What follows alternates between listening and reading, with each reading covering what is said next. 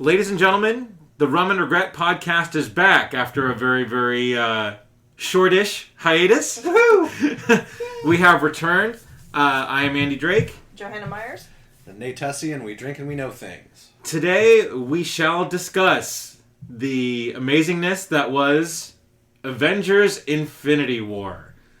I had the pleasure of seeing it last night, and we've all seen it. We are ready to discuss. Now, there will be spoilers in this, just be warned. We're spoiling the shit out of this movie. Yes, absolutely. And let me just say, so it's been a couple weeks since it's been out.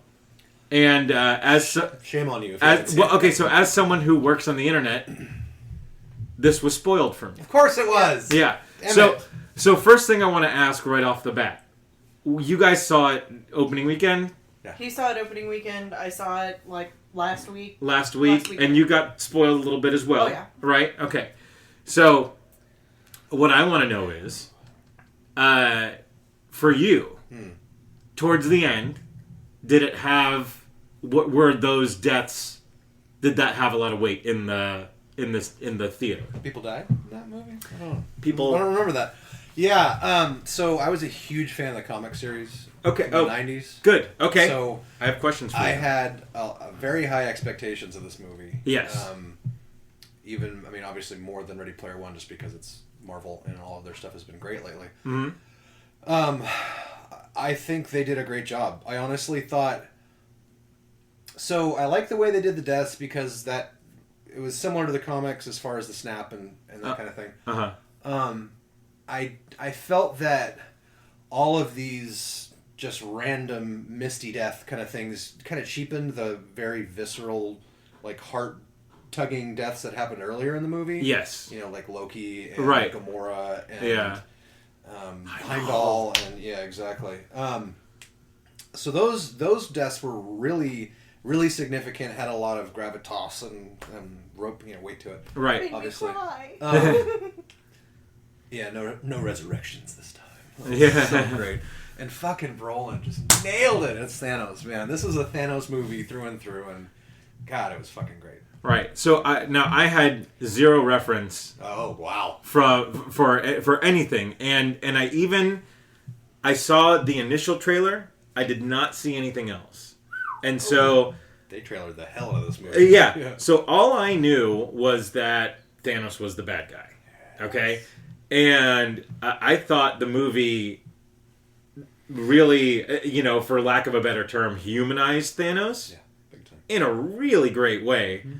Because, and I was talking to Jamie after the movie, it's like, okay, yeah, we know why he's doing it. He might not be doing it the right way, but he's got a reason, and this is the best way that he knows how to do it. Yep. So, like I said, that he becomes one of the more poignant bad guys in cinema. Big time. Yeah. Because I thought his part definitely was just so well written, and Brolin definitely nailed. It's hard to it was hard to because you can go through, you can hate the bad guys, you can hate the bad guys. You don't really hate Thanos through the movie. Yeah, he's definitely hateable. There's that turning point where you're like... At the very beginning, she hates him because of course. He killed off one of her favorite people. I knew, so that was one of the things that got spoiled for me, is obviously, Loki gets killed. Okay. I didn't expect it to be in the first 5 minutes of the movie. Yeah. I love that they did that. The balls on these directors, man, the Russo brothers, just... Right at the beginning, just blah, blah, blah. Yeah, I'm like, I figured I was going to cry at some point, not in the first 5 minutes. Right. Like, Ken's looking at me, I'm sniffling in my popcorn, just like... I have a follow-up to your sentiment there, but I'd like to get some more reaction from you, or I'm not sure how we want to do this. Well, yeah. I think, I had an interesting thought, just maybe we go whoever's seen it the most recent to farthest back. Okay, all right. Yeah. So last night for me... Yeah, I want you to... Yeah. I mean, all in all, I thought the movie was amazing. I really enjoyed because Scarlet Witch definitely underused, I guess, in the other movies. She turns out to be one of the more powerful people of the group. You know, is she up there? Right? Yeah, that was one of the great lines. So great. And then you know, I understand why Vision was under lock and key most of the, but again, you know, I thought he could have, you know, when I was watching the movie, I just kept on thinking back to the part in Ultron where he picks up the hammer and hands it to Thor. It's like he could be out there, you know, kicking ass as well. But I understand why he was utilized in the way he was, and he was under lock and key. But just to that point real quick, even before that, when they're in Scotland and he's getting his ass handed to him by Corvus Glaive, I get that the glaive stopped him from phasing, so that's part of his power is this whole phasing situation. Right. But Vision is supposed to be like this uber powerful character. Yeah. Not even counting the Infinity Stone he has in his forehead. Right. I thought that it seemed to me like he should have been more effective in that fight. I absolutely agree. Unless there's got to be something with the glaive that... right, yeah, that he's just operating at 50% and like just that. Barely sort of getting by, Right, yeah. which is what I chalked it up to. Yeah. That he was just healing and healing and healing. Yeah. I love the stuff with Banner too, with Hulk. I thought that was fantastic. No, Freddy Hulk. No. Well, I mean, because the Hulk would be a crutch in that situation, you know. Even though he got his ass handed to him by Thanos in the first 10 minutes of the movie, still, you know, Hulk's a trump card in terms of Avengers. So I know Joe and I talked about this part already, where she really didn't like the way that they played Banner off, or Hulk off.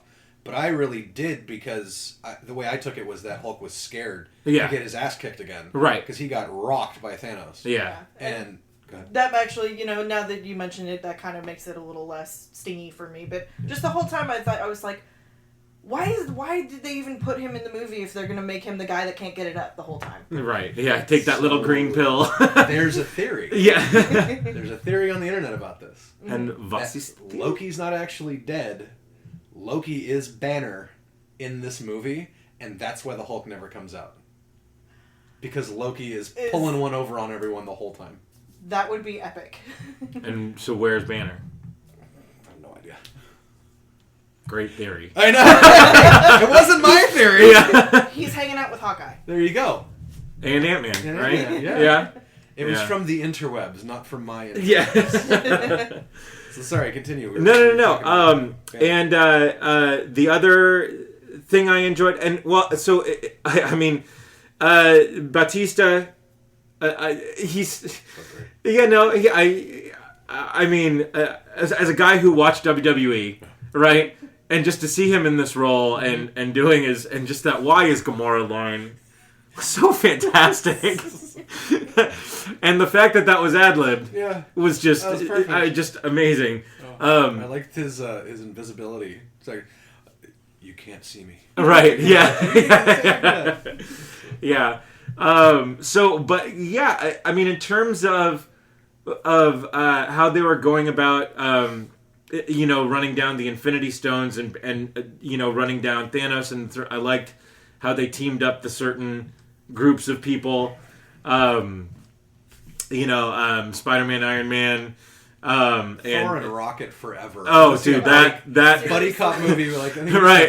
Yeah, I want the Thor Rocket buddy cop. Yeah, yeah. But one of my issues though was also just like I would have preferred at least a couple times for Rocket to stand up for himself and be like, "I'm not Rabbit." Yeah. Well, but it kind of just like glossed him over. Liked it, I think. Yeah, no, I thought that was He was smitten. Right.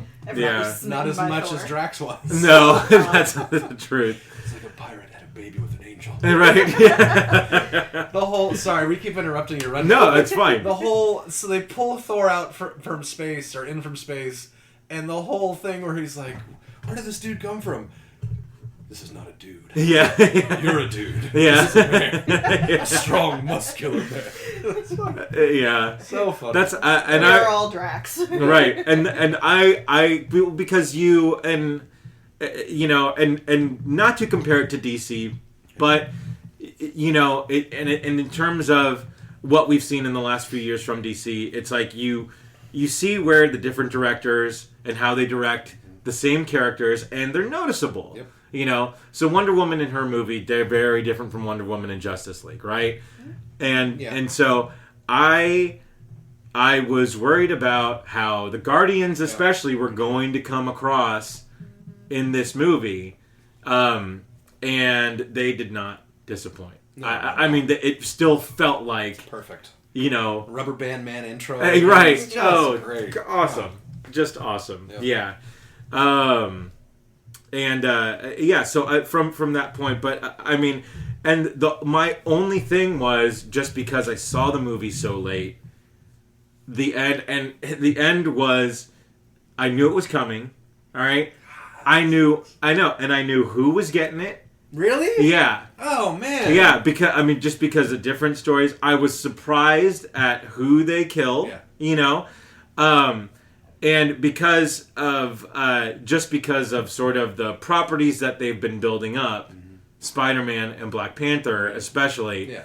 You know, but again, they're filming this movie. They didn't know that Black Panther was going to blow up and be a big hit because it's only been 3 months, right? Mm-hmm. And this is essentially in the can at that point. Oh yeah, big time. You know. Yeah. Spider-Man, though, was a little more, but you tease Miles Morales in the Spider-Man movie, so are we going to get Lando Spider-Man? Maybe we are, right? Well, no, it's his cousin. Right. Oh, that's right. Yeah, sorry. Yeah, right. But that would be hilarious. Yeah, right. I do want to see Lando. Right, yeah. So, but now, from a guy who's read the comics, are they permanent? I don't want to spoil it. So my initial thought is hell no, because you don't kill off half of the universe without some. Now it's what is it? Is it the Soul Stone that captures the souls that can bring them back? Okay, so there's a couple of theories. I mean, I can save that for my rundown. If okay. You want, but yeah. No. Please. Leave it on the question. Leave it in the. We'll go to Joe, but just real quick before we do that. Okay. So shit, I just lost my thought. Soul Stone capturing before that. Okay. Never mind. All right. I'll get back to it. Anyway. So, Lando Spider-Man. After Lando, we'll go to Joseph's. Okay. Yeah, because this ties into one of I don't want to say I didn't like the movie because it was enjoyable for me, but the ending now, and I haven't read the comics, so I had no idea how it's supposed to go. Okay. I did get a lot of things spoiled for me. Mm-hmm. I got Loki and Gamora and the Guardians. How did you guys get these things? I mean, who spoiled them, and are they still alive? Just different articles throughout the internet, like, I mean, posting on Instagram too. Like I saw. It's like, oh, what Spider-Man's death means for the future of the MCU, and then how Star-Lord reacted to Gamora screwed everybody, and then. Spider-Man spoiled a whole theater full of people, and he walked in and was like, "I'm alive." All right. Like, oh, you guys are walking in. All right. Right. But my main issue was first of all, they killed all these people that we know, or at least in my mind, I'm like, it's not permanent because you're not going to kill all the Guardians when there's a third Guardians movie coming out. Right. And, yeah. you're not going to kill Black Panther and Spider-Man when they've got franchises that are off and running. And, right. So... And it just made it seemed kind of cheap for me because I was like, okay, they're going to have Doctor Strange somehow fix everything. Well, why not? No, and thank you for reminding me. He's the key to the movie because he's... 14,605. Right, yeah. There's one where we win, and it has to be this way. He looks at Iron Man, it has to be this way, right?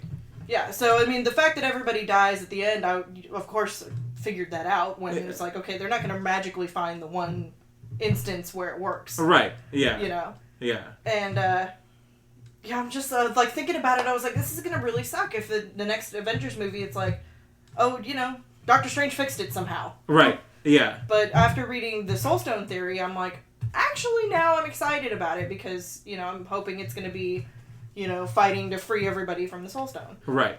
Yeah. So it kind of made it a little better for me. But yeah, after the movie, I was like, oh, that was just, doesn't sit well with me. I'm not plussed. Right.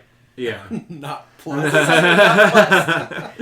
What did you think about the rest of the movie? Do a rundown. The rest of it, I enjoyed. It did feel like it was, like everybody's little separate movie, then a giant Lord of the Rings style battle, and then everybody dies.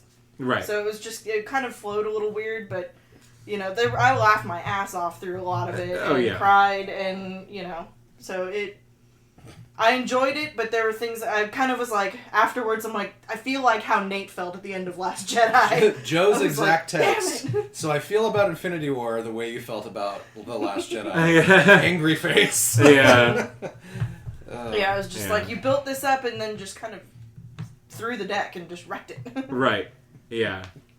Yeah. So, Nate? Yeah, so just to kind of piggyback on the point you guys both made already, bless you. Did that again, didn't I? So the deaths at the end felt cheap and didn't have as much weight because we know Marvel's release schedule like years in advance. So we know there's another Black Panther movie coming. We know there's another Spider-Man movie coming. Yeah. So yeah, I agree that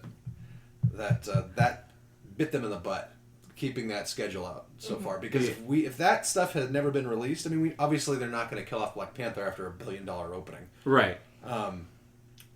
It'd be interesting to see what they do kind of in the interim leading up to the next movie. Okay, so overall, fucking loved it. It was amazing. There was a lot of chances to really fuck this movie up. Yeah. And they didn't, and it was great. It's like, hey, Spielberg, this is how you take great source material and make an amazing movie. That sticks to the shit. God damn it. Yeah, I loved every minute of it. There's a couple points that were a little slow, but the rest of the movie was just explosions here. Let's go to new planets. I loved when they panned to open area in space and it's just in space. Right, yeah, that was fantastic. Yeah. I thought the Black Order was underused a little bit. I liked them kind of overall, but they kind of seemed like all the same character almost, except for the giant dude that lost his hand. Right. Although I did like the guy with the telekinetic powers. What was his name? He captured Doctor Strange. Oh, yeah. I should know this. Anyway. You should know He was my favorite. Okay, out of the whole Black Order. They did a great job with his mocap, and the images, the effects on his face were awesome. Right, yeah. Thanos also, obviously. Yeah, that was, yeah. They brought Grimace to life. Yeah. God, he's so good in that. Yeah. What else? I love Stormbreaker. I didn't like Peter Dinklage as the dwarf. It took me out of the movie. Oh, really? Yeah. There's nothing. You don't need Dinklage for that. I mean, it's nice they threw him in there, but and he's not a dwarf. He's a giant. Yeah. So in this world, dwarves are giants apparently. But there's one scene when they're forging Stormbreaker, because most of the scenes are long shots or close-ups of his face, so that you either see him CG'd as a tall giant thing, or you see his face. There's one where it's just him standing, and there doesn't look like there's any effects. Because things aren't stretched out. Yeah. It just looks like him doing the thing. Like, what are you guys doing here? I thought the intro... So, several different intros in the movie. So, I saw it Friday night. Okay. So, that opening Friday. Yeah. Theater was jazzed. I brought the Infinity Gauntlet. Yeah. Like, a dozen people probably asked for pictures with it. And I'm like, I'm not going to be in the picture, but you can put it on and I'll take your picture. Kind of thing. People were jazzed. We had a blast. Crowd was cheering when Steve Rogers came in from the shadows across the train, and then again when Thor showed up with Stormbreaker. The people were really into it. And then also were really bummed at the end, and the quote of the night was, "I'm so fucking pissed right now, I want to fight somebody." Yeah. And it was a lady. Oh, jeez. Oh, wow. Yeah. So, it was great. Just good comedy. The Thor and the Guardians of the Galaxy was amazing. Yeah. I loved the way that Iron Man and Spider-Man played off each other because they kind of carried over the mentor, ward relationship. Yeah. Which I love that Doctor Strange called that out. Yeah. Ward or something. Yeah. I love that Doctor Strange called Iron Man a douchebag. Yeah. That was amazing. Yeah. Protecting your reality. Douchebag. Yeah. So great. Yeah, I could do with a lot more of Iron Man and Doctor Strange. Yeah, sure. Yeah. That'd be a good buddy cop movie, too. Yeah. I love the new suit. Yeah. The nanotech Iron Man suit was fucking awesome. Yeah. What else? Yeah. The Spider-Man suit, too, was... Yeah, Iron Spider. Yeah, the Iron Spider. That was pretty fantastic as well. Yep. Yeah. So my question from here is, now with the people who are left, you know, I mean, yeah, I'm just interested as to who is the hero, which sort of gets everything going in the second movie, right? So to answer the question you asked at the beginning, does Wong save everybody? Right, exactly. He's protecting the sanctum. Yeah. So the question you asked before at the end of your rundown was, so what happens now, or whatever it was? Right. Yeah. So in the comic, if I remember correctly, it's mainly there are people trapped in the Soul Stone, but Adam Warlock's involved. Okay. At that point. And Adam Warlock is in the Chrysalis at the end of Guardians 2. Right. Yeah. So he doesn't exist in this universe yet. Yeah. From all accounts, he's not in the next movie. Right. So I'm not sure how they're going to do that. There's also, so in a different comic series, there's also precedent that Iron Man learns magic because he's super smart, and we've already can tell that super smart billionaires can learn magic because that's how Doctor Strange learned magic. Right. So he learns magic and then gets the Infinity Gauntlet, and then they somehow get it off Thanos. Iron Man has the gauntlet, and he reverses everything. But in the comics, depending on which run you read, Nebula gets it and reverses things. I think that's mainly, instead of using the snap to destroy everything, she uses all of the gems to restore everything, to pre-Thanos kind of methodology. I have to read it again, so I just bought the bound version of all the different comics put into one thing so I can reread it. Yeah. But the cool things I've been reading online as far as the theories that Joe and I talked about was that there's a couple different things out there. One, that all of those people that died are in the Soul Stone, and the next movie is going to be a prison break movie. Basically. Okay. So the people that are living are going to be able to get access somehow and try to go in and break everybody out. The other thing that could happen, which, God, this would be so cool. So in the comics aren't called Infinity War. It's called the Infinity Gauntlet. Okay. First of all. After that comes the Infinity War. And so Thanos uses the Soul Stone and hooks it up to this giant apparatus and basically creates a shade of every... But he kills more than just half of the people, basically. Okay. Almost all of the heroes are gone at this point. So he uses the Soul Stone to create a shade of every hero on Earth, basically. Okay. So you've got, like... Wolverine is fighting this actual, like, lichen-looking thing that's Wolverine's altar. Spider-Man's guy has 8 arms. Like, and Iron Man's dude has, like, giant spikes coming out of these pauldrons and armor and shit like that. Okay. And it's fucking amazing. Yeah. It's the best stuff you've ever seen. Because they're all fighting each other. You know, Captain America's guy has, like, razor blades on the edges of his shields and stuff. And it's really cool. I don't think there's any way they're going to do that. But I really hope it's, like Joe said, I really hope it's not just, you know, Doctor Strange found a way to impart some knowledge to Iron Man and then they find the time stone and just reverse everything. Right. Because that'd be a little cheap. I was, like, part of the reason I was bummed at the end is because, like I said, I didn't read the comics, so I don't know anything about what's going to happen. So I was hoping that it was going to be, you know, the people that died would really be dead. And it would just, you know, like... kind of clean the house. Like, I was prepared for Iron Man and Captain America to just be gone. Right. And for, you know, other characters to die, but, it, you know, I was thinking it was going to be actual dead, gone, you know. The original Avengers gone. Yeah. Yeah. And then, you know, the new ones carry on and Guardians carried on and all that stuff. You know? Right. So now, let me just ask, is Gamora sacrificed in the comics? She's in the Soul Stone. She's in the Soul Stone. Yeah, in the movie also. She's in the Soul Stone. Okay, all right. That's why they have that thing at the end, towards the end, after he snaps his fingers and he wakes up, it's all orange everywhere. Right. Because he's inside the Soul Stone with Gamora. And that's why she's like, did you do it? I get it now. Yeah, exactly. That's out there. Russo's confirmed that. That was so high school gym. That scene was out there for. I was just like, is he? I mean, I just thought it was like a guilt dream. No. Yeah. Okay. In the Soul Stone. That's why they confirmed that at a high school gym. They were asking questions. Nice. Yeah, he's like, that's why the scene's kind of orange. That's why it's orange. Okay. Oh, that's interesting. Okay. Yeah, I was with you. I thought he was just like. Yeah, you know, like total like guilt dream, like yeah. And then we'll just rate it 1 out of 10. So Nate, 1 out of 10. I can't really give any movies a 10 just because, but this is the best Marvel movie they've made, in my opinion. Although the original Iron Man is still my favorite. if this isn't 1, it's 1.5 in my rundown of the Marvel movies. Okay. So great. 9.5. I don't. Okay. All right. No, that's fair. Joe. Say 7 or 8. Okay. C? All right. You gave it a C? Yeah. Guardians is my 10. So just so you know, Guardians is my 10. Okay. And I think I liked Civil War better. Ooh. Okay. Ouch. All right. Okay. I'll give it a 9. Yeah. And again, so my end thought here is that what's Captain Marvel doing with a pager? Dude, her movie is set in the 80s. It's It's the pager from the. It's got to be the pager from the 80s. It must be. Yeah. It must be. All right.